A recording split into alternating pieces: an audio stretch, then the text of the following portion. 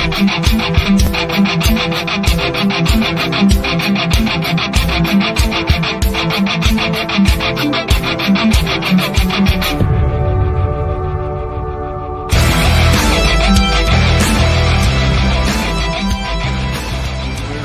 have a meal.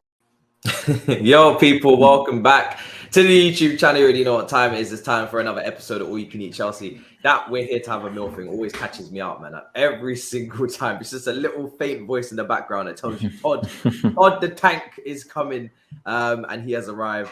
Younes, bro, how are you feeling? How are you doing, bro? Welcome back. Thank you, man. Yeah, I'm good, man. I mean, with all the controversy that's gone on, we're away from it. It's not us this time. So it's great to be witnessing it as a neutral now, rather than getting fired left, right, and center. So yeah, I've been good. Waiting for Saturday. Apparently, we're next, Miz. We're next. So everybody's saying it. I don't know. How are you? Yeah, I'm doing all right. I don't know about us not being in the controversy. I think we are very much in the thick of it as well, with the amount of money that we spent. So we're always going to be a talking point. The more we don't pick up wins, the more that money is going to get bigger and bigger and bigger, like as if it's not big enough. That's true, you know. But yeah, look, I've been good. Really looking forward to some of the injured players coming back, and obviously João Felix. So yeah, man, gonna have a fantastic show. Yeah, and Drogbaba, bro, how are you feeling? How are you doing? Look, we still haven't won yet, but you know, we 3 clean sheets in a row. We're looking up, looking good. Yeah, now let's pick up a win. It's high time. We've spent truckloads of money, and now we need to get some wins under our belt. And as I told in the previous episode also, out of the available 12 points from that point on, we need to get minimum 8. So let's, start working towards that. West Ham is a must win. We're in trouble. We are in all sorts right now. It's absolutely insane. I mean, where do we start, man? I mean, this team obviously has West Ham away upcoming. That's a game that always gives us goals. We've seen what happened at Man City this week as well, and then there's been some faint banter about Pep.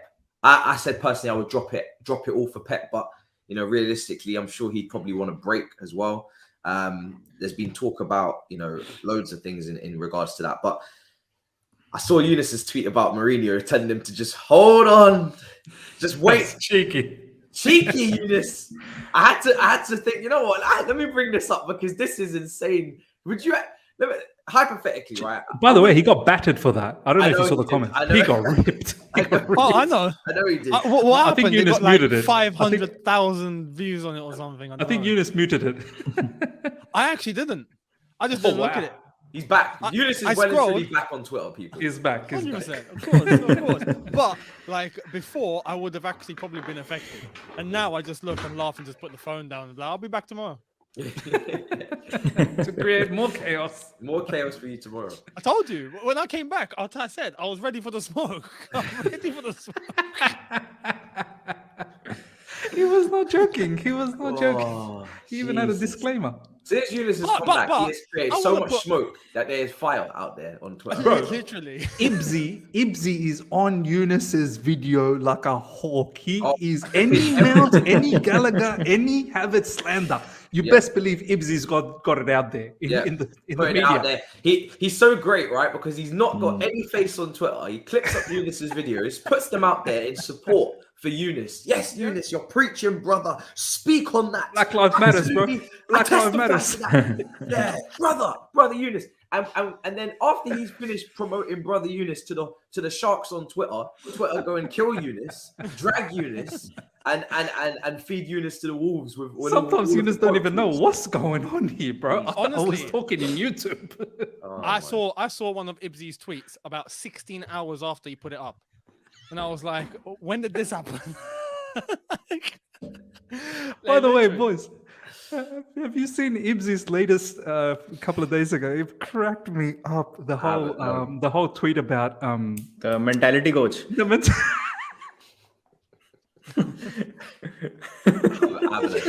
Did you guys see that tweet of him? Oh my god! There's this guy saying, "We must win." Oh my goodness me, that was too funny. That was too... I mean, there's even been talk about Klopp, right, as well. So Mourinho has come up. I think that was from a couple of weeks ago when he said he would rather. Well, he said that he would be interested, open to coming back to Chelsea for a third time. I personally wouldn't be interested. And then there's a Klopp as well. Klopp was talked about because Klopp is obviously looking really, really bleak at Liverpool. For me, Klopp, I think, is a very emotional manager. I think he loves Liverpool. He loved Dortmund. He ain't going to love Chelsea. So I just don't think he's going to slap the same at all. So I wouldn't even go for him. The only manager that I would drop it all for is Pep Guardiola. I would drop it all for Pep Guardiola. You see this? You see this whole sensible, for me, like, let's see. We don't want to sack because of the money and the 60 million and the... More than you can believe. More than you can believe. More than you can believe. It's Pep. It's Pep. Everybody, more than you can believe, can catch this P45. Please, anybody can catch this smoke. As Younes say, anybody can get this smoke. If it's Pep Guardiola, anybody can get this smoke. And I think Drogbaba was in agreement in the group chat. He was like, listen, if this is Pep is like, it's just Pep, innit? You just do whatever you have to do. You get it done. It's Pep. How are you feeling on that? I feel like there is this image of Chelsea that we play very pragmatic football. We do it what it takes to win trophies. We are not very, pleasant to look at from a footballing perspective. If someone can change that identity, that rigidity, it's Pep. And he is a dynasty manager. And what I feel is, okay, this is all hypothetical. I don't think it will happen because we all know what will happen in the end. Manchester City at best will get a transfer ban. That's it. I think a fine or a ban, and the case will be done. I don't think so Pep walks. But if it at all happens, I think it's not even a question. I mean, the way our owners are moving, once they have set up this beautiful team, like we discussed it last time around also, that this is not a team for Graham Potter. This is being assembled with the managers being kept in mind. Someone who can come once the foundation is laid. A top manager can come in and you can make his dynasty. I think Pep can be that guy. He is definitely the best manager in the last 10-15 years, hands down. There's not a question about it. So I think if there is even a remote chance of him leaving Manchester City, and if he is to stay in England in the Premier League, I think we should go all out after him. Would be unfair on Graham Potter, but in the long term, it's Pep. Come on, it would be now or never kind of a chance for Chelsea to get him. I think so.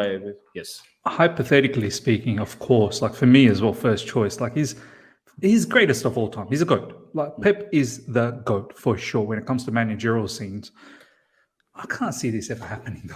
Like this will never ever happen. Like we've seen Pep Guardiola take sabbaticals, hasn't he? Like every time he leaves a particular club, he takes a couple of seasons off. He's now been at Man City for, at the end of this season, it's going to be what, 7 or 8? This is a 7th season. 7. This is a 7th season. 7 seasons. So 7. by the end of this season, 7 seasons. I can't picture. He's going to take a break. He will. Yeah. After all of this chaos and this craziness that's happened, and you heard what Pep said, if they are found guilty, he will walk the next day. You think he's going to walk and come straight into a Chelsea job? No. I think he'll take a break for sure. But at the end of that break, we will be there no matter what. I reckon he might even go back to Barcelona, man. Like I can't see him manage another Premier League team unless, I mean, what is it going to be for, boys? He's won it all. Is it for money? This is one of the reasons why he's getting in trouble. Like Man City's getting in trouble because he's potentially getting money under the table that's not getting accounted for in the accounts. So I can't say why would he come to Chelsea? Do you know what I mean? I think everyone at that level, to an extent, has a price. If we real, I think. But could we pay more than the Sheikh Mansour? Like, would we pay? Yeah, more? how much is Pep on? Oh, but on the books, maybe not enough. But under the table, plenty. Oh, at least we will do things legally. I mean, with the, I mean, we have to remember, Pep's not old. He's still fairly young. 20 million pounds a year. 20 million pounds per year. 375k a week. 20 million pounds per year. 20 million a year. That's all right. Potter's on 12, so we can add on another 8. Why not? It's mad that Potter's on 12. But listen, it really is mad. It's insane. This is the thing. And when you look at managers around, they're going to cost in the region of that anyway. Top managers we're talking, except for Simeone, where somehow Atletico paid him 30 a year. I don't understand where Atletico got that from. Maybe they've got something dodgy going on too. What? 30? He's on Yeah, 30 he's the million euros a year. yeah, he's the highest paid manager He's the in the world highest football. by Why aren't by they a checking big margin. Atletico? Why aren't they checking Atletico? Maybe because Oh, they don't dude. buy much. I mean, to be fair to them, they sell for astronomical amounts of money, and then they do get the same player back for like a tenner. So it's great. Felipe Luis, Diego Costa. Yeah, you're right.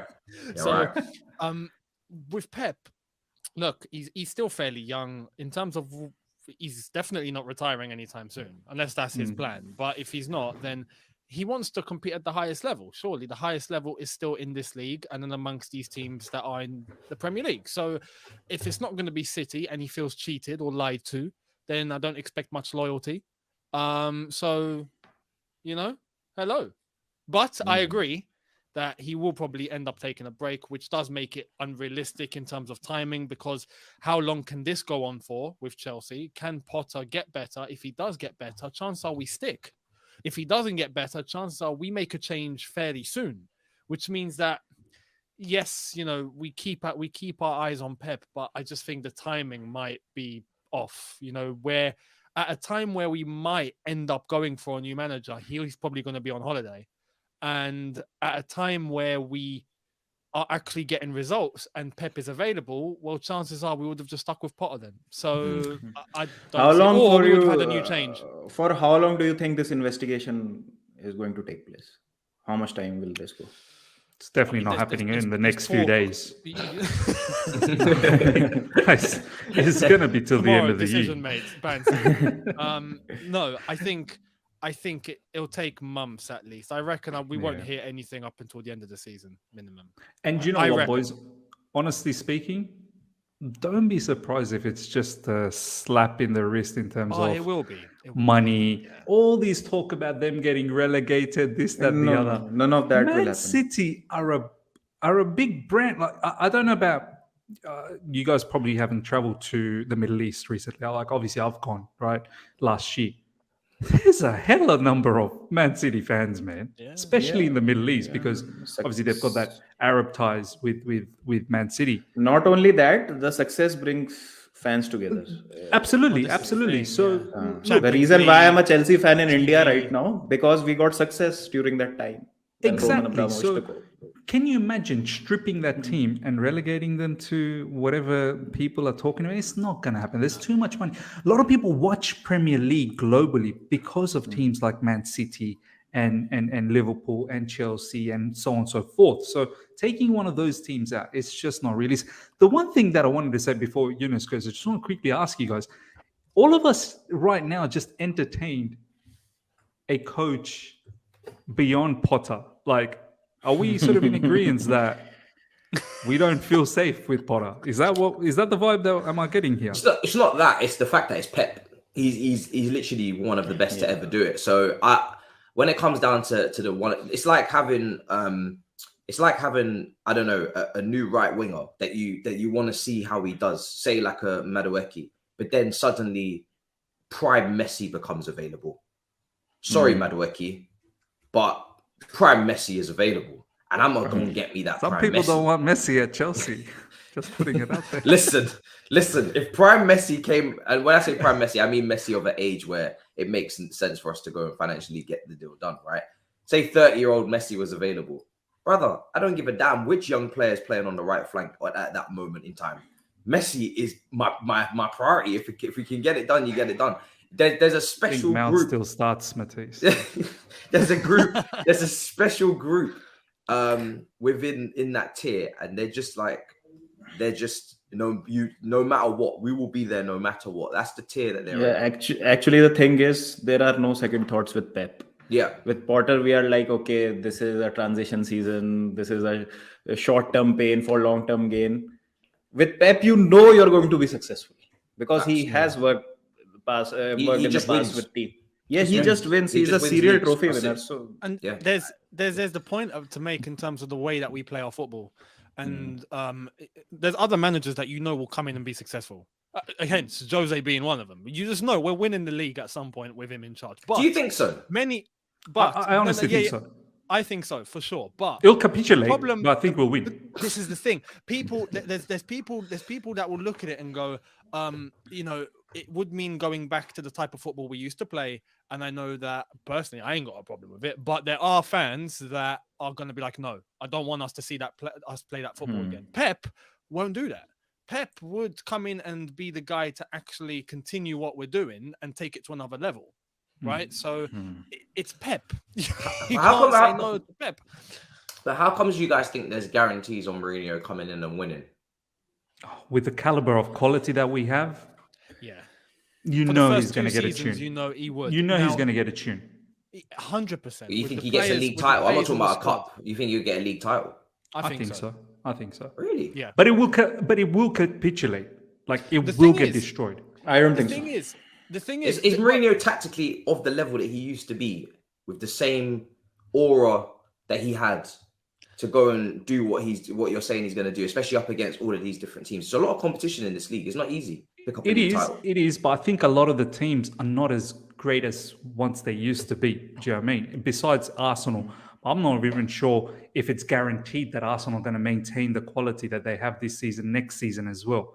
I think Mourinho, with the level of players that our owners have brought in, exactly. Classic counter-attack. What I feel about Mourinho is the football has evolved. Everyone has, risen a level up, but Mourinho is still there. With Mourinho, I feel that. That's true. Somehow. That's true. I understand that. I would argue what he's doing at Roma is unlocking elements to his ability that he didn't really have to tap into previously, because before, as you said, football was a certain way. The way it was the way it was, and he was successful. But you see at Roma, without actually spending too much, or not necessarily spending too much, but not getting as many players in of a mad fee that people thought, because Roma don't have the resources. And the way he's managed to start tapping into young players a little bit more, tapping into players that he would normally at other big clubs just go, okay, no, we can't use you. At Roma, he's been forced to do that and look more in terms of a project, from his own words as well. I feel like is, in the long run, going to help him adapt to maybe something a bit more long term. But at Chelsea, it was a case of internal issues, not so much on the pitch, but off the pitch. We had the issue with the doctor. We had, at one time, him and Roman, in terms of the way that we're going with the team, players to come in, there was rifts. You look at Todd Bowley and the way we're doing business now, you bring in Jose with that sort of budget and resource, and that's Jose's dream. You just know that. And I think in terms of actually getting results, Todd and Egbali are the sort of guys right now, in terms of the way it looks, is if we are actually getting results, you go to them and ask for more resource, they'll be like, yep, no problem, here you go. Jose's dream. So I feel like, not just for Chelsea, but any club, if he had that, Jose would probably not just win the league, but probably win more. My only thing with Jose is that whole thing about collaboration. I'm not sure how much he wants to talk 3 times a week with Todd Bowley and Egbali, the way, Graham Potter has stated in the previous press conference that sometimes he speaks to the owners 3 times a week. I think Jose's on board with that. Because Jose's more of a manager, he's not a head coach, as people like to look at other he's a manager. And I feel like he wants say in terms of transfers and players to get. And you all remember the Drogba story. Roman wanted Ronaldinho, and he was like, no, get me Drogba. Just pay and get me Drogba. How much of this? He wants to say. How much of this is based on what he's doing, and how much of this is based on what he's done? Because I know people will be saying, "Yay, with Lampard, we had that nostalgia, and now obviously Jose Mourinho, there's a little bit of nostalgia. Ronaldo, that was a bit of nostalgia. You guys are very nostalgia. You're very nostalgic. You can tell we're in our 30s. On this side of the court, on this side of the tennis court, I'm seeing a lot of nostalgia hype. It's Pete Sampras and Andre Agassi, bro. It's classics.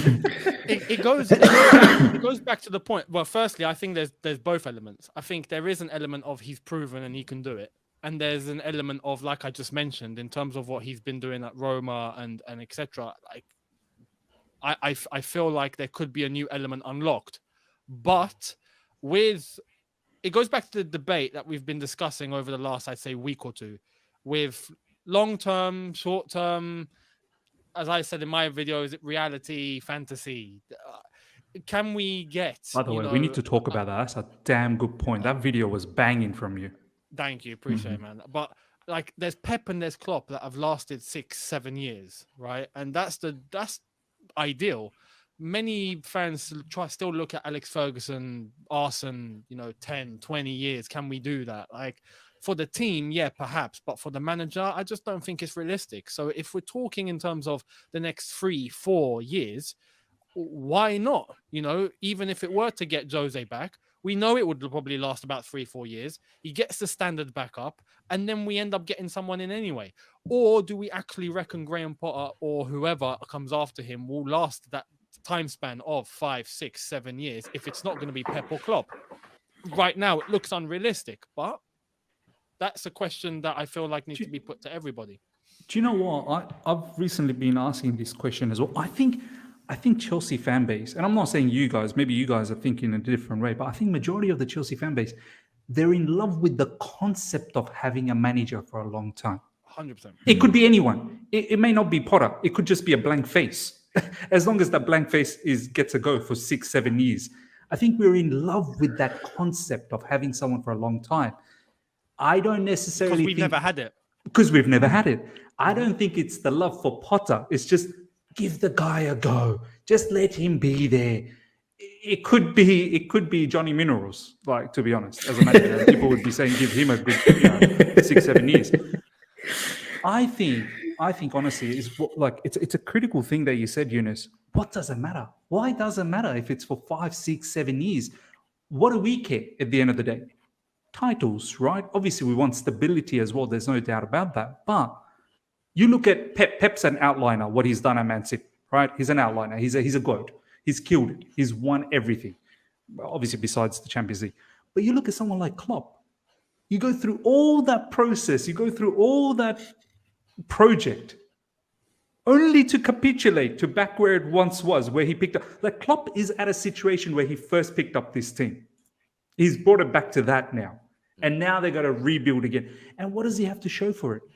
A Champions League he's won everything, and a Premier League. I wouldn't take Klopp. I don't know about you guys, but I wouldn't. If Klopp was, again, this is all hypothetical, I wouldn't go after Klopp purely because I think his style is more based on his connection with the club, his connection with the squad, and him really wanting to be where he's at. Whereas I don't think Pep loves Manchester City like that. I think Pep could easily put on a different suit, change the Man City badge to a Chelsea badge, and as long as we believe in the vision and we give him obviously the time, I think he'd be more than happy.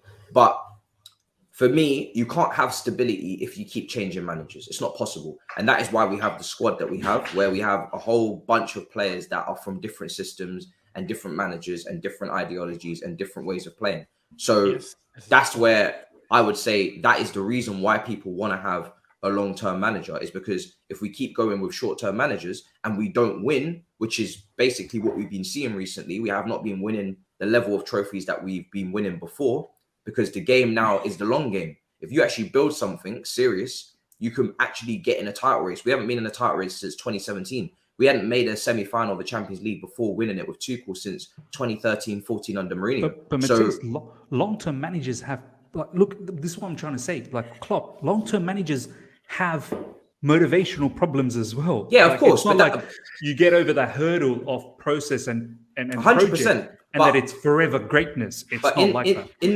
that 5-6 year period, I think Liverpool have been incredibly unlucky, right? They've only picked up one title when they've hit 90 points about 3 times, and now it's come out that their competition has been cheating.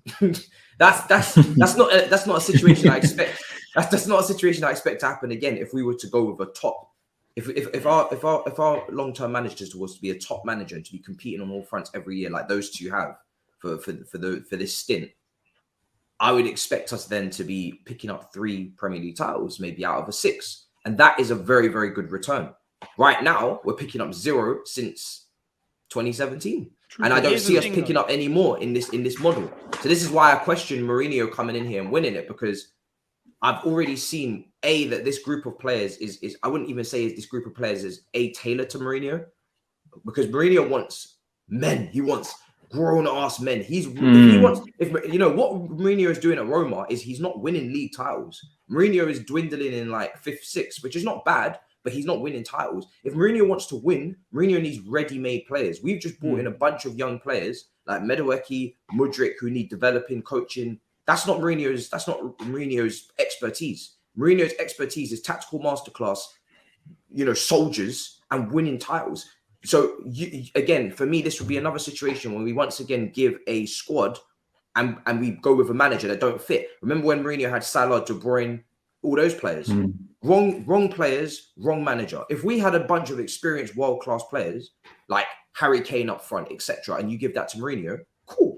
Then you can go and win your titles. But this where this team is going and who's about to be sold, Aubameyang, Koulibaly, is not going in a Mourinho direction. It's going in a direction of a manager who is very good at developing these players and can coach these players and then can actually make these players get to their peak so we can win. And then once they actually get to their peak, then maybe it becomes a different type of manager. But right now, we're not in that situation. So that's why when you say at the end of the season, wait, I'm like, no. For me, Jose Mourinho, don't wait at the end of the season for shit, because these players will all still be 22, 23. Don't even come around here when these players are at this age. You're way too early. Give it. How old is he? How old is 60?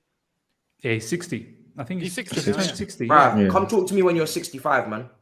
And by that point, you're probably looking to retire. You're probably looking to retire around that age. So for me, that won't line up either. I would with the players that we're getting in, right? This is where the difference is. With the players that we're getting in, I would beg to differ.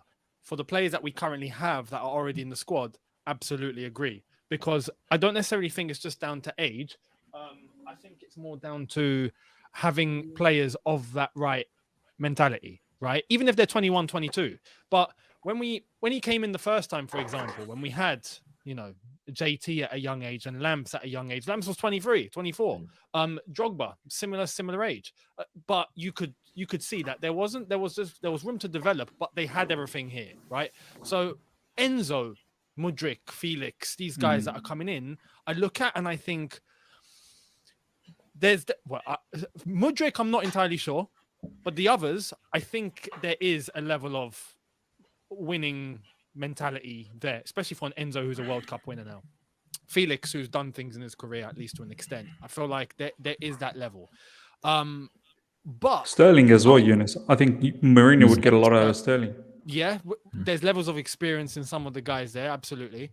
I think that when we're talking about the way that Chelsea have been for the last few years and what we need to do, there's this notion that if we get a manager in and then get everything that manager wants, right, and then stick with it, then we can do what Klopp's done and possibly what Pep's done. But I want to flip it. I want to flip it and say, instead of getting tailor-made players for a certain manager, like right now, if we're just going to get everything for Graham Potter and results don't go our way and then we get rid of Potter, we're back in the same cycle like we have been under the previous managers. I want to say, what if, and this is what I think maybe Todd Bowley and Egbali are doing with the recruitments that we're bringing in now, with the players that we're bringing in. I think those are players that can adapt to many managers. I think that's probably the way to go, because with the successful team that we had, with Didier and Lamps and JT and all that, you could throw them with any manager, and we did, and they were still successful. They were still a block there that you could just not move. And I feel like if we go in that direction of trying to build stability with the players that we have, trying to get players that can adapt and have that variability about them, where no matter who's in charge, there's still a level that they maintain. There's still a standard that they maintain. And that can't be moved. Rather than getting tailor-made players for a certain manager in a system, I feel like even if it means we have to change the manager, the team doesn't get affected. And I feel like with now the players that we're getting in, you put an Enzo, for example, we'll see how he does. I feel like if it's with Potter or if it's with someone else, Enzo's going to be Enzo. And I feel 100%. Like that's the way that Chelsea are probably going. Todd Bowley and these guys with the recruitment that we're making, I feel like there is an element of that to their method. So Yeah, I agree. that is the way to go, I think. But then there's a question: do you build the team as per Potter's requirements, or you wait for the manager? Because if we talk about Rudiger, he was absolutely gone during Lampard's time, but Tuchel came in, got the best out of him. He was considered as one of the best centre backs that time when we won the Champions League and the season after that. Now, if we were to let go of some players, the new manager comes in. Oh, that player you let go of, I would have, gotten so much out of him. Koulibaly is an example because there's rumors Koulibaly is might an be gone in the example. summer. I honestly Yes. think if someone else comes in, that we might get a Rudiger bounce in Koulibaly. Yeah, definitely. And It's a possibility.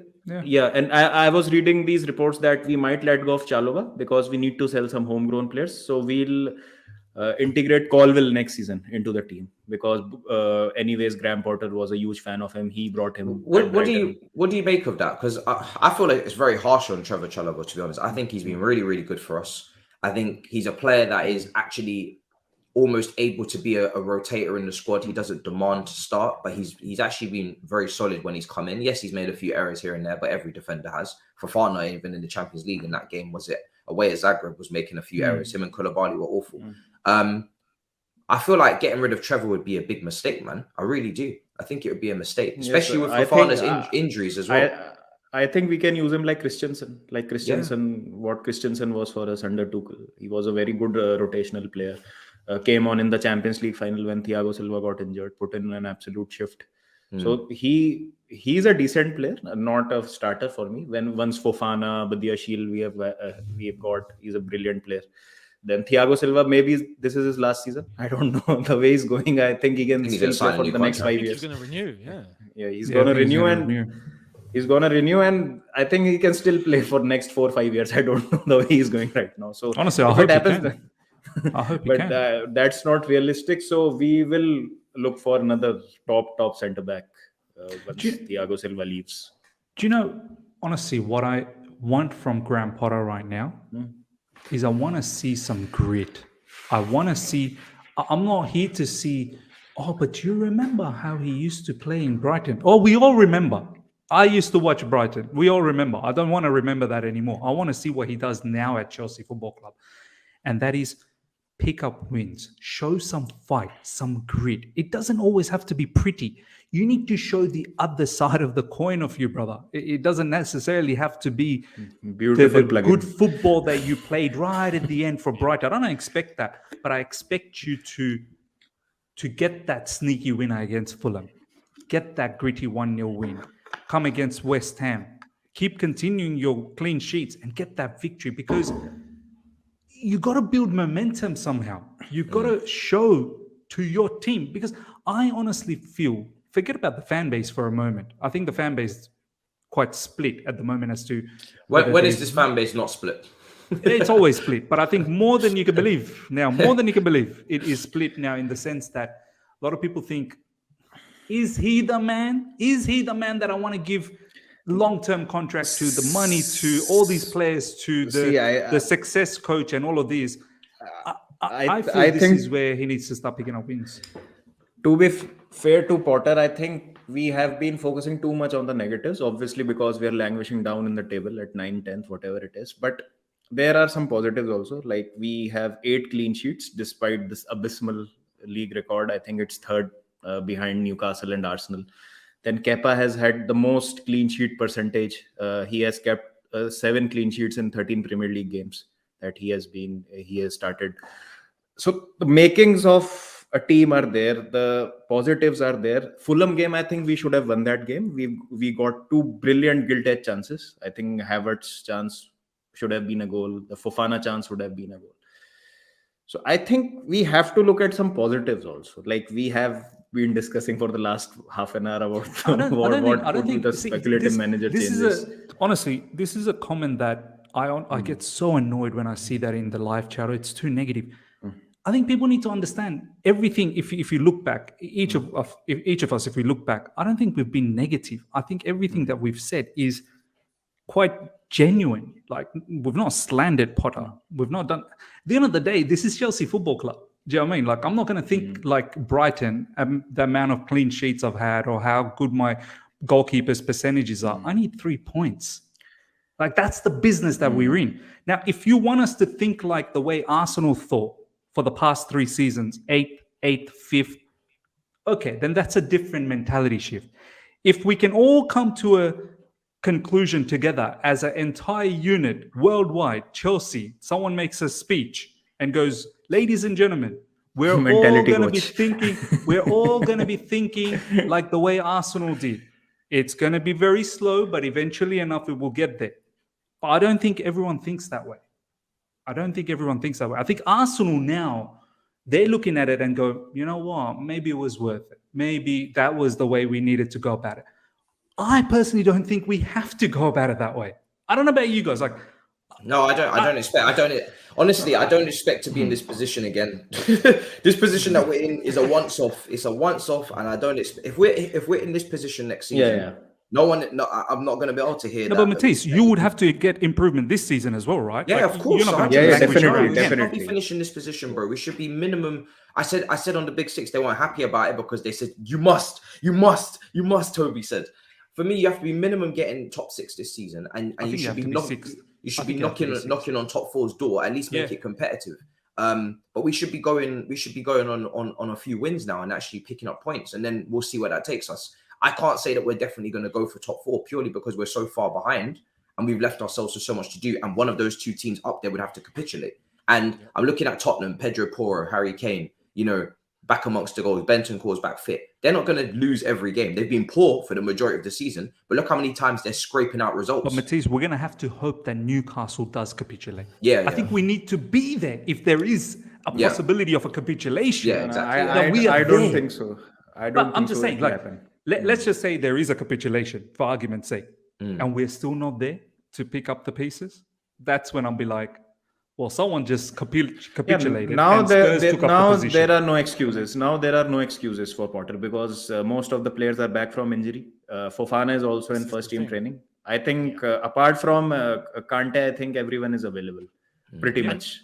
And even when Kante does become available, this is where I was saying, with some circumstances, it's true. With injuries, with players coming back, with now these new signings, we didn't expect it. Let's be real, not a window like that. We expected a couple of signings, but we didn't expect this. Now, with all of those taken into consideration, we expect an improvement. There has to be an improvement. I'm not saying go and get top 4. If not, we failed. Like, no, it's unrealistic. You have to be real.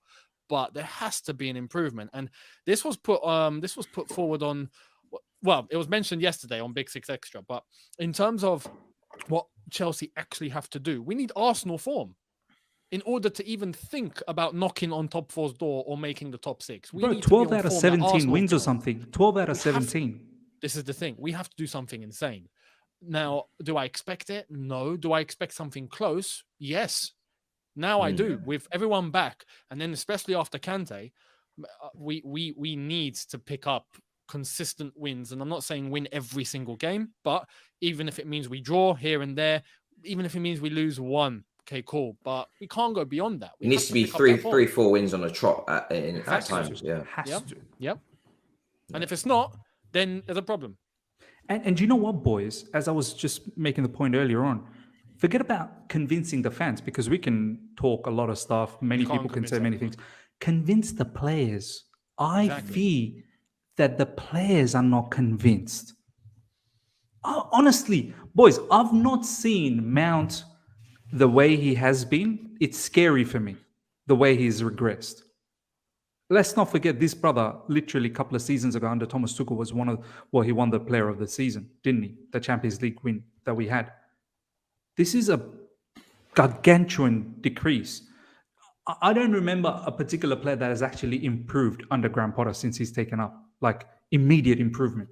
Well, let's go through the squads in our head. Who's improved? I mean, Kepa's save percentage has been great. So but that was good under Tuchel as well.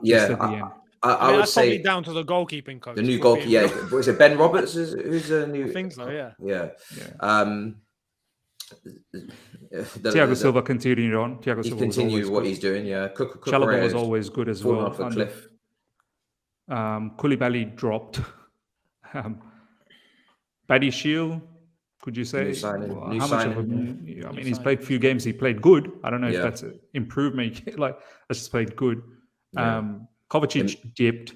Everybody's regressed in midfield, I think. Everybody in regressed. Jorginho. There left. was no midfield, bro. There was no midfield. Yeah. Kovacic was injured. Kante was injured. Jorginho we sold. There's no midfield only. And Yeah. Conor Gallagher probably regressed heaps from Crystal Palace days. Well, what is Gallagher's role? Like, what Potter says to Gallagher before he is on the pitch? Like, what is your role? What are you supposed to do? I don't know. I'm not able to figure out what Gallagher's role is in this team. He's on some sort of drugs, man, the way he runs. Like, he's on something. He's taking something before the game, and he's running. He's running. I don't. No, you know what? I would. Depends what he's taken. If he was, because there's some things that you take that stimulate, and there's some things that just make you just relax. Right? This guy is always in a panic. He's always in a panic. And he gets the ball and he's in a panic. So I don't know. I really don't know. Cucurella, the same has happened to Cucurella. Once he receives the ball, he's under so much pressure. Oh my God, I have to clear the ball. I don't know where I have to play it next. Yeah. Cucurella is really, really putting himself. I mean, listen, someone's got to be at risk. The way Ian Matson's playing at Burnley, somebody should be at risk over there, and it's got to be Cucurella at the moment because of the way he's playing. The lack of he's not giving us anything going forward. His crossing, I've been saying it all season. Once he crosses the halfway line, he hasn't been bringing anything to the team. And now I'm still holding my stocks in the summer signings outside of Koulibaly and Aubameyang, because I do believe that Sterling, Cucurella, Fofana can contribute to this club and can obviously be good players for us. I do think they're good players in their own right, and I think they've shown that over the years prior. But they've all got their own issues, right? Sterling, I think, has got maybe the least issues out of all of them. You know what you're getting with Sterling. You just kind of need to actually put him in a position and put him in a team that actually, he can thrive. Fofana's got his injury issues. We know that. And Cucurella, I don't know what it is with him, but he's not. He can't underlap. He can't over. Like, it's like he doesn't know how to go forward. He doesn't give anything. So now I feel sorry for the left winger. When Cucurella first came in, those first few games, he's really good. He was good. Gone. What's mad, if we're considering this, he came from Brighton with Potter. I think it's a confidence issue. I think the mentality is at an all-time low right now. Has to be, And I don't think so. These footballers are that bad. The way they're not. They're not. No, they're not. And this is what Younes have always said. They're not as bad as they're portraying it out to be. Yeah, I think. It got to a point yesterday on Big Six Extra. Right? Mount was brought up, and it's funny. James, Liverpool fan, instantly went, I wouldn't really have Mount. If you're looking to try and win the league title, you don't have Mount in your squad. But if you're looking to stay 5th or 6th, then you can have Mount in your squad. I disagree. I disagree with that, because look who he's had in his midfield. He's had Wijnaldum. He's had Henderson.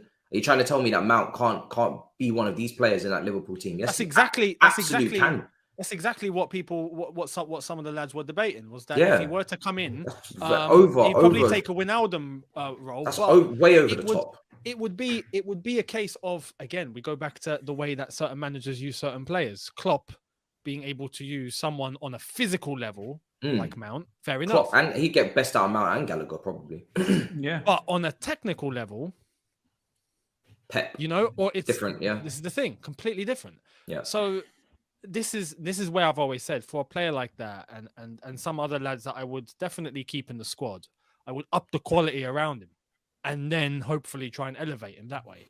There needs to be some coaching going on here, though, because as you said, no one's really improving, and we need to see some improvement. I don't believe that's why I don't really believe in just selling Trevor Chalobah and just bringing in another centre back. What is the point? Yes. You've got Trevor, who's been performing. He's had a lot of good games for Chelsea, a lot of good games now in a very short space of time. Actually coach him. He's not small. He hasn't got a problem with his leap or anything like that. Maybe you could say tomorrow is a little bit on the short side. Train him, coach him. We can't just replace every single player, especially young players. I get it with the Koulibalys and the Ziyechs, who maybe are going to be sticking to their type of game, and if it doesn't fit, it doesn't fit. But I wouldn't be doing it with these other players that are really young that you could still be coaching. And another thing I was going to ask actually as well, because there was a debate about this going on the TL, I didn't even get to put a video on, this All Blacks mentality monster coach that's coming in. I've seen a lot of disagreement. I've seen a cookie monster. I've seen a lot of disagreement on this. Again, Younes and Miz causing chaos on the TL. Every time I go to one of you two tweets, it's just quote tweets galore. It's like you two are in. It's almost like you two are in your Suarez and Sturridge moment right now. Do you know how many people have commented on my video saying, "Miz, I'm stopping to watch you because you remind me of Younes." So you've stopped to watch Younes. You come here, and now you've stopped to watch me. So I have to ask again because I love it now. Now that it's 4 of us, I feel like there's even more debates than before. I'm quite confused as to why you guys aren't understanding the whole mentality coach, or you think that Potter's maybe less of a manager for having All Blacks mentality coach coming in. I personally don't. I disagree. I think when you look at managers, right, they've always got parts of their thing that they're weak at, the parts of their profile that they're weak at. So Alex Ferguson didn't take training, right? You look at Klopp, he had a lot of tactical coaches with set pieces and long throws and all that kind of stuff. And then you look at maybe Mourinho, he probably could do with a man management, kind of side of it when he was in his prime. I'm not saying that, again, I'm not here to, defend Potter to the nth degree, because like I said, this is not a manager that I've got a lot of stock in. I'm just kind of seeing where it goes with him. And then if next season he doesn't bring home the bacon, and I'm talking about seriously actually taking his team to another level. No one bring home bacon. But then he's got to go. And then don't bring home the bacon, bring home something else. Do you know what I'm saying? But I think it's very clear with his personality, right? And I don't see this changing off the pitch as to what we see in the press conference. I've admitted many times I don't watch the press conferences because I find them quite dull, quite dry. But that's him, right? But as long as he's bringing the tactics to the game and the system and the style of play, which is what he's been brought in to do, and the youth development in terms of the coaching, improving players, making their market value skyrocket, which is what Todd Boehly would like. If he's got all of that covered, and the motivational side of it is not there because he's not this, outspoken, outlandish character. I don't want him to try and force it because it's going to come off as fake.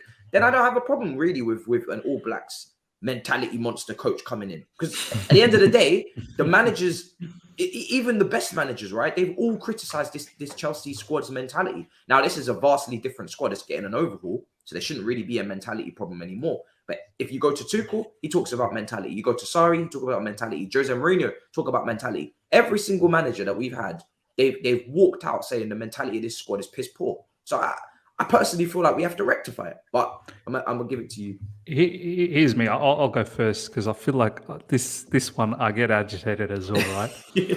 And this is my opinion. For everyone that want to bash me in the comments, feel free.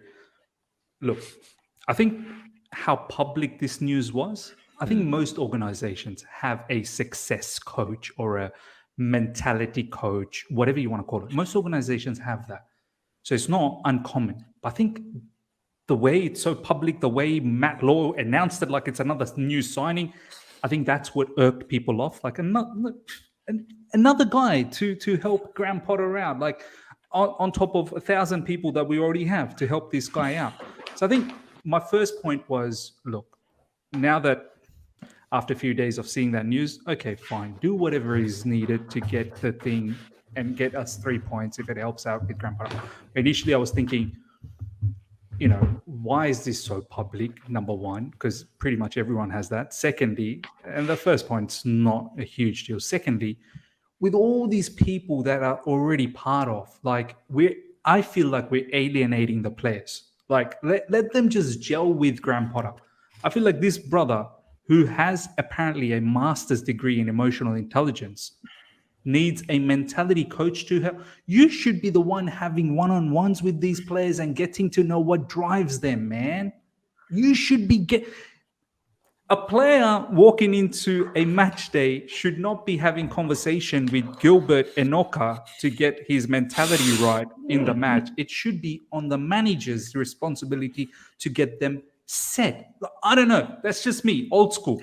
I think there's too much on manager's plate right now with all the players coming in right now. So what does that say about the manager then? Too much on his plate? Is the owners kind of saying, brother, all you can eat Chelsea, you can't eat. It's too much on your plate. It's too much. Look, I don't want. This is a position where I don't want to bash Potter too much. I'm just thinking. Already, there's been so much new changes. Just stop for a second. Let the man breathe. Let the man assess. You're not letting him breathe. You're not letting Potter breathe, man. We're throwing people left, right, and center. And the last point is, it's a short-term contract for this mentality monster. Yeah. What mentality change are you going to do in short term? What am I going to do if I was to be an advisor of Matisse, let's say for argument's sake, what am I going to change of Matisse in short term? It's a behavioral thing. It takes time. Sometimes you can't just flick of a chain. And then the mentality monster says, we will wean out the egos. We will win. I think we all know who the egos are, don't we? We all know, like, oh, we need an outsource to come. Okay, what if the outsource comes in and says, well, the problem's Mason Mount? Then what? Then what? Oh, it's all silence now. Oh, it's all silence all of a sudden. then no change. Then no change. Now, get rid of the mentality monster. Get someone else in. I just don't want it to be Mason Mount to be the answer. I want it to be Ziyech. I want it to be Pulisic. I want it to be Aubameyang. Oh, whoop-de-doo. We already know that, Mr. mentality monster. So what am I going to learn from this guy? That's what I'm saying. No, completely. You know what? Just to add on to that, right? Because people have made the argument that every club has, mentality coaches and whatnot. No, absolutely. There's sports psychologists. There's all sorts of people that are qualified in that aspect that work at football clubs, basically every football club. That makes sense. As I've said previously, when it comes to things like being able to tap into a player's head in terms of if they're settled, if there's anything bothering them in their private life, in their personal life, they can't really talk to anyone else about. Anything that could be affecting their game on an individual level. But this guy has not been brought in for that. This guy's been brought in to bring a winning culture to the club, right? To bring some sort of culture change to Chelsea Football Club. That comes from the results. At the end of the day, it comes from the results. You can do as much as you can at the training ground to, beef yourself up and go, we're going to turn into a bunch of monsters now, right? But ultimately, if the work is not being done on the training ground or within the dressing room and it translates onto the pitch, and you're not picking up the wins, you ain't going to have a winning mentality. The women, for example, with Emma Hayes, have that standard because they're picking up results and they look absolutely ruthless. Yeah. And Emma Hayes has already made it clear to them that if you're not good enough, you will be replaced. Simple. It comes down to that. We already knew that in the summer that's coming, we're going to change a lot of the squad because we have to. There's players that we all believe and we already know who they are, like Miz has already pointed out, that just I don't think belong here, right? Or they're not good enough. And for the ones that we're not sure about, we have the rest of the season to assess. And then that should be Graham Potter to go, okay, with Todd Bowley and everyone, he's not up to it. He's not up to it. He is. Keep him. He's not up to it. He's not up to it. Bring changes in. And then with time, once you have the players in the squad of a right mentality or players that can adapt to a new mentality or they can step up, like I want a Mason Mount to step up, for example, right? And he does. Fantastic. Cool. Then results come in. You start up in it. You get a winning culture. That is how it's done. But for one geezer to come in on a short term, and I don't know how he's going to do it. You know what's mad? When I heard where he's come from, All Blacks, rugby, I'm expecting this guy to go onto the training ground and just, I don't know, get everyone by the throat and be like, you have to become men now. Like, I don't know. Is that Ibsy's tweet? Is that Ibsy's tweet? I think he has just been brought in to do the screening. To be fair, this was a point. To be fair to Todd Bowley and the ownership, I can see why they've done this. Because they've only just come into the club. Like, we've been analysing supporting Chelsea Football Club for flipping ages. We were there when the winning mentality was there, right? So we have an idea. But for people like Todd Bowley and these guys who have just come in and they've seen what they've seen in a short space of time, I can understand why they would make such an appointment if they feel like this is a problem. I get it. And I feel like it won't do any damage to the club. My concern, though, and I feel like Miz is the same, though, is Okay, but Graham Potter, what are you doing about this issue then? Because this is meant to be on you as well, especially with an emotional intelligence master's, not just a degree, a master's. This guy wrote an entire thesis on emotional intelligence and got a good grade, clearly, because he now has a master's. I'm expecting he kind of knows what he's doing, right? So it's an appointment I understand made by the ownership, but I expect to see it at a different level within the squad. And that comes from the management. And not just him, but Emma Hayes and everyone else, the academy coach. I expect it on that level.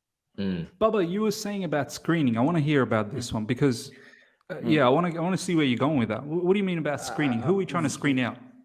What I feel is like we had that Reece James story a couple of days ago. Like It all kind of aligns now, I feel like. Yeah. So, I mean, this guy has been brought in my opinion. What I feel story? is, Sorry, what's it? The Instagram? The Instagram story. To be honest, like it clearly showed that not everyone is on the same page or not every player cares about this club. So I think he has been brought in to separate the players who are in the right frame of mind or who really want to play for this club, and to separate that lot from the other lot, and that will make the task of ownership very easy. That which players we need to ship out, which players we need to keep who really care about the club. And that just, he has been brought in to speed up the process with Graham Potter. Don't we not know that already, though? Well, we know the obvious ones. Maybe right? a definitive. But there probably are some ones in a grey area that you've spoken about. So we know Aubameyang, right? And we know Ziyech really wanted to go PSG, and before that wanted to go to Ajax. But we don't know about Cover. We don't know about Mendy. Let's make sure that it's clear cut. Like, who is for example, PSG, we got a here we go from Fabrizio for Hakim Ziyech. Yeah. And 2 days later, he's starting a game for you. Yeah, exactly. Yeah. So how do you convince a player or make him mentally ready for the big season ahead? If it was Aubameyang, I could understand. Be on the manager. But also, he was smiling. He was smiling in some training pictures, so that must mean everything's like honky dory now. You know what I'm saying? I saw him smile a couple of times. I don't want any more of these good vibes only. In my preview, the sunshine and rainbows. I had Madueke starting for the sheer fact that I wasn't sure about whether Ziyech was in the right frame of mind, because he must be pissed. He had the opportunity to go and play with Messi, with Mbappe, and yes, he would have been on the bench, but he would have probably been first or second sub on, right? And even then Hakimi. Exactly. His Moroccan friend, exactly. And then a couple of days later, he's starting for Chelsea. Now, he didn't play well. No, not many did. But I have to ask the question as to, again, why do that? And it's the same question I asked of Tuchel when we went on pre-season and he took certain players over other players. Certain players that were really not looking like they were going to be part of things, like a Marcus Alonso, ended up being sold. And then other players that, could have maybe proven their point and weren't taken. I think there needs to, we spoke about it last episode, didn't we, when we was doing it on live, with the live chat. And that question about, are we going to start to see players play that are not necessarily part of things to keep them happy? Or is he going to go cutthroat, ruthless? And obviously, I think, Younes, you said you just want to cutthroat, ruthless, just keep it clear and concise. Make it very clear from the get-go who is in and who is out. And I think what you're alluding to, Drogbaba, is that this mentality monster coach, Monster Munch, I'm going to start calling him the mentality monster munch coach. He is here. The cookie monster. He is here to almost make that abundantly clear and almost voice it, right? And just say, listen, Potter, who's in, who's out, and we're going to go through it together. I'm going to be studying the players. I'm going to look at it. And because I think I get where you guys are coming from, that he should be involved in that process. But I think right now, tactically, style of play, team selection, substitutions, and all of that work that needs to be done going into each game, that's a lot that he needs to get that right, because we need to start winning football matches. So in terms of the emotional side of the game and the emotional intelligence, I get it. He should be able to run that as well. But personally, right now, if I was to pick a preference on what I would want him doing, and kind of right now, he's getting everything wrong, right? Isn't he? So I need him to almost zone in on something, get it right, and then branch out. I can't ask him at this moment in this spider diagram to deal with the emotions of Aubameyang, to deal with the tactics, to deal with, because at the moment he's getting it all wrong. So at this point in time, I want him to go back to zone into what he's best at, which is coaching the team, and let some other staff members handle the things around it. And then once you actually start to pick up hopefully some results, then you can branch out and start to take care of more. When you've got the tactics and the style down, then cool. Now you're going to start to do more outside of that. But I think at the moment he can't juggle. He can't even hold one ball, let alone juggle. I want to throw a spanner at you, Matisse. I want to see what you say about this. Go on. What if the mentality monster says, this guy's got the right mentality, pick him, and they put up a stinker?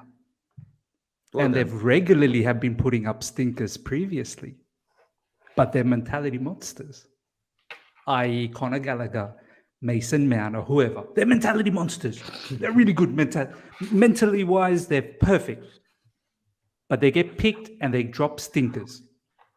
I don't think so. That will be What his job. I think his role is more he to would motivate. I'd say. I think his job is more to motivate. I don't think he's gonna be anywhere near team selection. Right? Yes, I don't think so. He'll So this is what I'm saying. What if they have good motivation, but they're not tactically able to apply technically? Yeah. That's where Potter has to step in and be like, okay, cool, mentality monster Munch. That's great. But technically, you haven't got what it takes. So you're going to go on the bench.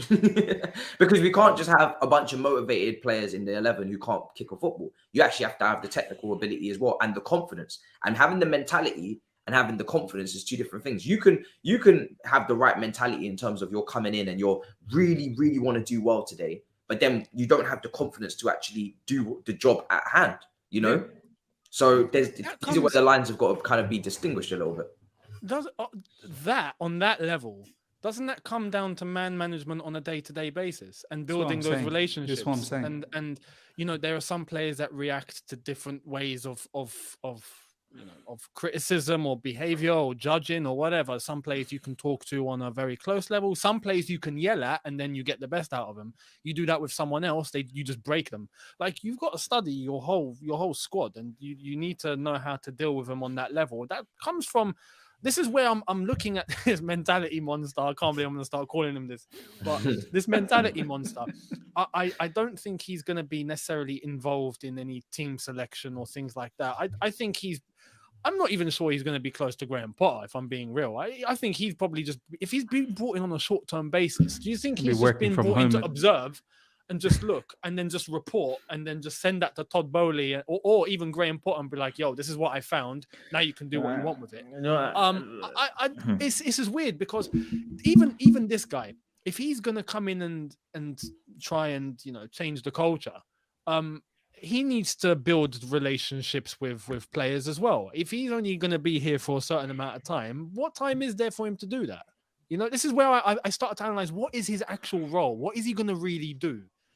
Because I doubt it's got anything to do with anything personal with the squad or with the players or even Graham Potter. He might have a few conversations with him, but we got to try and drill in what is he actually going to be doing, because behavior, confidence, that comes from relationship between manager and player and how that translates day to day. And exactly, yeah. And when you're not playing well, can the manager get the best out of you? Can you get the best out of yourself, taking on board what the manager's told you, with the way that he's told you, with the way that you train, with the way he tells you to train? That's how it's done on that level. And that's how you pick up results. That's how I see it. And just to add to that point, what I feel is not only the relationship between the players and the managers, the relationship between the players themselves is not very harmonious right now, because sometimes I feel 11 strangers are playing together when you need to play as a team. And there were reports that most of the players don't even talk to each other. Once the training is done, they go to their own whatever they are going to, and it's done. So I think a culture of togetherness also needs to be there between the team. If this unit of players need to be successful together, because what we are trying to do is build a very young spine for the future, all these players that we have gotten. So spine is made once people start communicating with each other and the relationships on field and off field are strong. So I think those things might also fall under his job description. This is what I feel. It's going to be very interesting to see against West Ham whether or not the mentality monster Munch team step up their game. 12:30 kickoff at Olympic Park. It's not going to be easy. See, this is the thing. How can we imagine the mentality monster is going to have an impact in 1 week? Yeah. 1 week ago, I'm depressed. What's that famous dance that the All Blacks do at the start of the match? If they do that, I'm expecting to see that at the bare minimum. I want to see it. With all the bubbles dropping down, it would be perfect as well. 100%. More than you can believe, Younes. We need to see that. You can believe. More than it might jeer them up. It might jeer them up. We can't be doing the hacker and then lose 1-0. I'm just saying. But the hacker finishes like this. We better win once you do that. Do you think? I wonder if that would actually work for some of these players, though. It might psych them up. I don't know. But then again, pressure. Yeah. But then when you actually come to control the football, then is that hacker gonna save you? Do you know what I'm saying? Let me ask you guys this serious question, right? And you guys can all take the turns, right? We'll start with Matisse. Matisse, let's say you weren't a YouTuber, right? And you were working full time back in your gym, okay? Yeah. And you're really passionate. You like your gym work, but you're just going through some motivational issues at the moment. You're contemplating maybe a different career or whatnot. Say someone comes in on a short term, trying to, be that mentality monster for you. What would your initial thought be? Wouldn't it be like, just F off, man? Like, seriously, get out of my face. Get lost, bro. I can handle myself. I don't need a mentality monster to sort me out in a short term. But if it's a long-term thing, like someone's coming in, they're permanent, they just want to one-on-one build a relationship with you. Maybe you can have a different mentality. You know what? Okay, fine. Let's start a new relationship together. Right? Let's get to know each other. Right? But if it's a short-term thing, I don't know about you guys. How long is his contract? How long is his contract? I don't know, but apparently it's short-term. And as Younes said, when's he going to talk to me? Like, I got to train, brother. I got to tactically know what Graham Potter's got set up. There's 35 players. He's going to be there a while, man. Right. A lot. On which day? Like, I'm training every day. After the training, I'm being with my family. Slots. There will be slots. When are you going to have this one-on-one with me, and what are you going to talk to me about? Weekly slots for every player. There'll be slots, weekly slots for everybody, man. My God. It's going to be one of those things. Hey, Mace, what time are you going in? Oh, I've got a 1 p.m. with him. What about you? Oh, Can we swap? Can we swap? Got to drop my mum off to work. I have to say, though, because this hasn't actually... Well, I mean, have we actually hired the guy yet? Yeah, we have. Matt Law said we've hired him, yeah. We've hired him already? Okay. Yeah. All right. And we'll find out how long it is exactly if we can find out. Another thing to wrap up, but this is like a final point. I mean, I'm just looking at the latest news. Obviously, Conte still 50-50. Andre Santos. Can I just say very quickly, very sorry. Yeah. It says here he's expected to take up the role for several weeks. Several weeks. So is that like more than 52? That's several. Okay. I think most of it is being done to save the season, I believe. Like top 4 is a must, or a Champions League till the end of the season. They are trying everything possible to get. Why would they not just say several months if they're going to say that? Several weeks. It's going to be several months then, isn't it? Anyway, we'll have to see. We'll have to see. An interesting final conversation as well. I don't know what you guys think on this, right? Yeah. But we have Nkunku coming in. And then we have João Felix in the team now that everybody would like. Well, a lot of people would like to keep. And they seem to play in the same position. And this is kind of like, again, almost like I'm leaving you with something again in the future. The same thing I did last week. I'm just leaving you another one. Felix, probably best behind the striker. I personally wouldn't want Felix playing up top. Personally, just purely because I think he's too good on the football to be waiting up top. And he's meant to be helping our chance creation, right? He's meant to be helping our creativity. So then why would you throw him up top and then kind of just leave him up there to wait to receive the ball, unless you're playing him up top with Nkunku behind. But in recent quotes, Nkunku's also best behind the striker. He's also said that as well, and that's where he's been playing for Leipzig. He's been playing off of a striker, whether that be Timo Werner or someone else. I don't know if you guys think that both of these two can actually fit into a team, or is it more just actually we should just have the depth and the quality, or should we actually try to build a team that kind of makes sense and everybody's playing their strongest position? Don't try and mold somebody into a striker role that they can't play, because we've seen a lot of links recently to strikers. I know Victor Osimhen is having a great time at Napoli. Ivan Toney, if he can, stop gambling, he might actually be an option as well. I don't know what you guys think on it, because obviously, I mean, I've already got the João Felix shirt, so I'm pretty much here for the long haul. I don't know what anybody else is thinking on these two, because they do overlap a lot. And I feel like at Chelsea, when we have too much of the same player, or we have players that kind of play in the same position or floaters, so to speak, and we don't utilize them properly, I wouldn't be surprised if the attack comes crashing down once again, just purely because we try to have too much of a good thing. I don't know if that's in your thoughts, if that's a worry for you or concern, or how you feel. I mean, Miz done a video on this morning, didn't you? Oh, did you? Okay, right. Okay. Yeah. I saw the title and I was like, I've been thinking this. So it's true. The fact that, look, if we get Nkunku, right? So we've got Nkunku that can play as just behind the striker, Felix that can play just behind the striker, Havertz that apparently can play just behind the striker,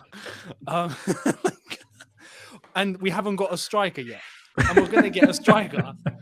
And it's just, how we gonna have like 15 attackers at this rate? Like, that's my concern. My only concern Lukaku and Hudson-Odoi will return. Lukaku and Hudson-Odoi will return. Oh, mate, if that happens, then we're gonna need more than mentality monster, mate. We're gonna need an actual monster. So I don't know. My concern is that there's just gonna be way too many options. And again, unless if we're getting rid of a few. You know, we look at Pulisic is gone. Well, I mean, even in that role, if we're talking just behind, Kai Havertz will have to leave. Kai Havertz will have to go. Have to leave. His performances this season have not elevated and put him on that pedestal to say that you must stay. So he said he would have to leave. Now that begs the question: if we were to appoint another manager, he would say, "Oh, I would really like a player of Kai Havertz's profile." This is why I don't want this is why when I said in that Potter debate that I don't want Potter to be on the chopping board yet, because that is the problem, right? Like you just said, we're thinking, okay, this player's about to go now, and we're about to really freshen up the team, and we're going to go with these new players, and then a new manager comes in and says, actually, I want to give him another go. I'm like, bro, we just saw him for like 3 years, bro. What do you mean you're going to give him another go? Now, if he gets the best out of him, then cool. But say he doesn't, because he's new on the block and he's just learning about these players' mentality or their qualities. I've been watching this for 3 years. What do you mean you're just learning now? I'm tired. I'm tired of the learning, bro. I've been watching this for three and a half years. What are you talking about learning? No. Like that, and that's happened so many times with so many players that we thought, okay, cool. It's time to go now. It's time to recruit in a certain way. But because we've hired and fired, say Frank Lampard with Marcus Alonso. If Lampard had stayed on, Marcus Alonso was out that door that summer after that whole bus incident, right? Tuchel comes in, revives his career. Alonso stays, and I have to part with Alonso for longer than I need to. It's just a constant conveyor belt of just recycling the same, revivals and redemption arcs. And I'm not here for any more redemption arcs. Just be on the top of the arc the whole time. No more redemption. Arc. See, this is why I was a little bit initially skeptical. I mean, it is what it is now that we're getting that mentality monster. I was a bit skeptical that what is it that we don't know? Like as Matisse said, like we know, brother, we know who are potentially not mentally there. Even the likes of Kova and Mendy, there's been recent articles that they're probably still missing Tuchel. I mean, it's understandable. Mendy used to be the number one goalkeeper. Now he isn't. Yes, he's injured now, but he said during the World Cup that he's had a brilliant time under Thomas Tuchel. Kovacic, you can clearly see. The brother was playing every single match in the World Cup, non-stop, comes back to Chelsea, and it's back to how it was, picking up injuries, not featuring. But going back to the João Felix thing, I think it can coexist because João can play on the left side as well, and Nkunku can play through the middle. So if we go and play a 4-2-3-1, João can be on the left, and Nkunku in the middle. But it all still remains. Then you'll have Mudryk and Sterling on the bench. Hey, you gotta make sure that you're in every competition and finishing into the final somehow. Yeah. That's how you're gonna keep everyone happy. I believe Sterling will play right. I think Sterling will start playing on the right because Mudryk. Yes. So, but it does still begs the question, as Younes said, all of these brothers can play behind a striker. Who's the striker? So are we again Lukaku. in the market throwing money like someone like Victor Osimhen? Victor Osimhen, if you thought Enzo Fernandez was 120 million, Victor Osimhen's going to be. And by the way, you will have to pay around 80-90 million for Felix also if you have to make him permanent. But that money, I'm thinking, if you do get rid of Havertz, hopefully you get about 50 out of Havertz back to Bundesliga. Yeah. And then don't forget, we've already paid 13 or 14 million already for João Felix. So hopefully the difference after that shouldn't be too much to outlay. But apparently Atletico is saying somewhere around 140 million. That will we're not going to be able to do that kind of business. That's not happening. Yeah. Which again, yeah, this brings into question, because Atletico apparently are saying that if Felix plays well, really well, which we're hoping for, but if it does get to that, then it means that his value is going to be 140 million euros. So if we're getting Nkunku in, Chelsea might just go, okay, well, sorry, forget it. Well, thank you for everything. See you later, João. We're keeping Havertz and extending his contract for 5 years. You know? Stop it. Oh, my God. Miz, you play too much, man. You play too much. I mean, outside of all that as well, Mason Mount's contract's still stalling. Gallagher, I heard renewals. I don't know why. He's getting rewarded, Matisse. To be fair, I don't know if it came from anywhere else, but I heard it come from the Sun. So yeah, I'm a little bit... did it? But you know what? I kind of understand that. I think we're trying to protect his value by giving him so that we can sell him for 40, 45 million. I don't think anybody wants to... I mean, listen, some clubs are willing to pay 40, 45 million and some clubs are not. I think they can see what they're getting. And I don't think 5 extra years on his contract is going to change anything. I think, you're going to get what you get for him. Do you know what I mean? He's Conor Gallagher, in my opinion. He's got his certain value and that's it. I don't think he's worth any more than 40 million. Mate, I think that's a very, very good price. Should have sold him to Everton. Actually, he didn't want to go. He didn't want to go. Yeah, mate, he's crazy. This mentality coach should have come before that happened, man. Honestly, he might have hypnotized him or something. Just convince them, motivate them to move. I don't know. 45. But you know what, Younes, you might be onto something. This mentality monster. Better get this right. I think Younes, you're onto something. I think is he to motivate them to leave. I don't think many players need motivating to leave. If I'm honest. Oh my God. I think because some of these players want to stick around, like Ruben Loftus-Cheek wants to stick around, so he might motivate them. Look, there's a club out there. Trust me, you'll do better over there. Let me help you. Let me convince you. Do you know what I mean? Conor Gallagher. I don't know, man. I don't know.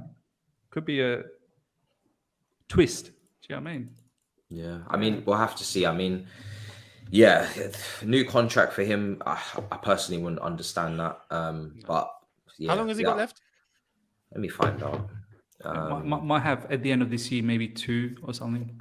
Oh, that's enough. Just when it comes to the summer, entertain any bid that comes in and just.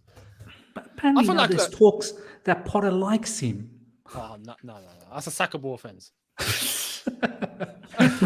Another reason why we're getting the mentality monster. It's for these type of crazy thoughts. Do you know what I mean? I'm not sure. Like I've mentioned, as you look that up, like I've mentioned, 2025. Come on, man. That's more than enough. Son, that's more than enough. We don't need an extension. They're going to amortize this contract over the next 8 years. I appreciate players that are serious, that work hard, but that's not everything. At the end of the day, it's key for a player that's looking to become a professional footballer, right? But once you make it to that level, you can't just fall back on that. Like, you need to show me that you can actually play and you can do the business. Because there have been players that have all sorts of attitude problems, but when they ball, they ball. And it's just, you still don't really want them in your squad, but it's hard to get rid of them because you know what they can deliver.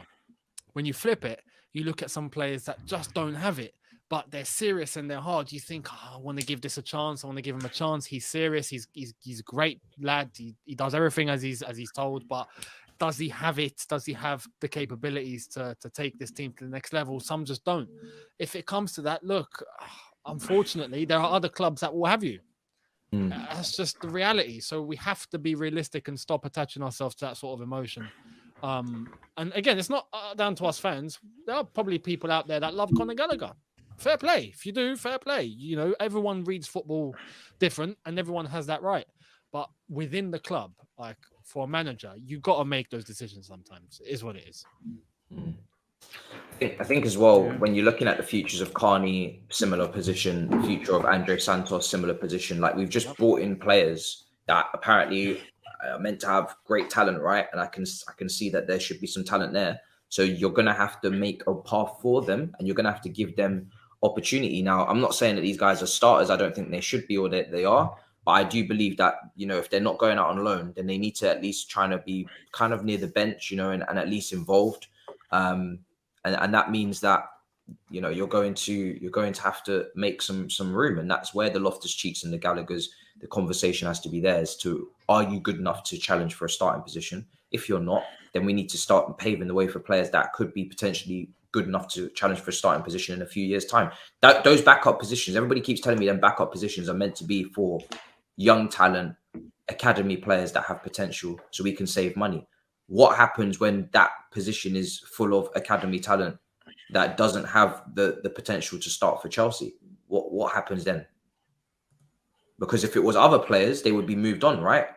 When you have a young Bakayoko who doesn't have the potential to start for Chelsea because he's just not good enough, he's moved on. So when they're from the academy, I get amortization is looking all, you know, hunky-dory in terms of the amount of money that they're costing us per year, etc. But that means there's an opportunity to make a lot of profit as well to balance the books. And I would think that we would do that. Yeah, but it's going to be interesting to see how it goes. There's a lot of contracts that are up for renewal, etc. But we're going to wrap up. Go on. Very, very quickly. I mean, the contract stuff. Last few minutes, there's been things said about Mount and Kante. But is there anything new? This is Nizar Kinsella, though. He used to be so reliable, whereas now he's saying that Mount's talks still remain at a stalemate. There's a discussed. Well, Todd Bowley apparently is handling it personally, and it's a proposed 7-year deal. Yeah, you know why, Matisse, Younes, is because that 5-year UEFA thing kicks in from summer. So Bowley would try his level best to get these contract extensions done at a longer period. Completely. I hear that, and I'm to a certain extent, I'm down with it. But apparently, Mount wants a similar salary to his friends in the England team.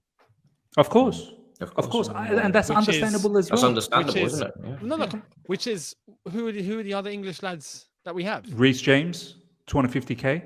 Sterling. Sterling, 300k. Chill's on like 190. 190k. So somewhere in between that, maybe the 300k value that was being. I think that's too much. Yeah, that was not true. Yeah, not far off though. I think he's genuinely wanting probably Reece James money. I really think so. Yeah. And I can understand where he's coming from, because he's going to pull out his CV and say, look at what I've achieved. I think what we can all say, brother, you're not that level. You're honestly of not that level. This is where I honestly think there is a high possibility Mount will move. It's like Todd Bowie, where Tuchel said, look what I've done. But he's like, what can we do now together? It's not going to work. So we move on. That success that he accomplished under Roman does not count at the moment. It seems for Todd Bowie, it doesn't count. We're seeing what are you doing right now? And on top of that, he's trying to bring the wage bill down. And he's seen that your performances are not of that of a 250 to 50k player. And that's where the maths is not mathing. Obviously, Mason Mount's going to feel like, okay, listen, look what I've done. Look at who has earned my wage bracket in terms of what I'm asking for and what they've accomplished. They've done nothing. I've been now asking for a wage bracket where over the last couple of years, I deserve it based on merit and based on what I've been earning whilst being one of the main contributors. And now I'm trying to get really the pay that I feel like I deserve. And the pay that, to be honest, if you was to go through the Chelsea squad for prior years and who's been Timo Werner, Lukaku, all the players that Havertz, Pulisic, he deserves this money. It really he does. But Matisse, you know what Bowley's going to say? Mudrik's on 97. Enzo's on 97. This is the thing. How can I justify you getting 200 when these guys, Enzo's a World Cup champion? He's on 97. This is where it's going to be very techie, man. Well, this is where and Chelsea then Enzo, you know what Enzo's going to do? So Mount's on 250k? And this is why, God forbid, Enzo then kicks Mount out of the team when he goes into that 8th position. Chelsea apparently haven't even entertained such terms yet, and they probably won't. So, but there's something to consider there as to whether they'll actually do that. And there's also Kante, who doesn't want to accept apparently a 2-year +1. He wants 3-year +1. We were speaking about Mendy, Kovacic, and Gallagher. There's no talks with him. Even Gallagher, apparently it's completely inactive, and there are clubs that are looking to poach him. So great. Do you know why Kante is doing that? I'll tell you. This is my theory about Kante. Kante getting 2+1, I think that's very generous from a fan's perspective. Yes. But you know what Kante is thinking though? He's thinking, if you don't give me 3+1, which completely secures until I'm retired, I'm going to be a free agent, and I'm potentially going to pick up a, free agent transfer money, fee wherever I go. So I could still maintain my same salary if I go to PSG. Let's just say, for argument's sake, PSG is probably interested. So I can still maintain my same salary, and I will pick up a nice 15, 20 million transfer sign-on fee as a free transfer agent.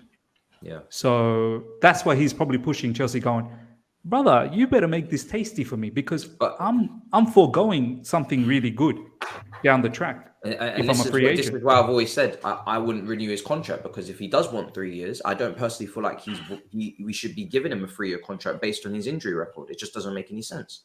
This is the Willian case. Willian wanted three years as well, and they could only manage it. And I still think 2 years for Willian was very generous. And then now Willian, 2 years later, found himself in Brazil, and now he's at Fulham.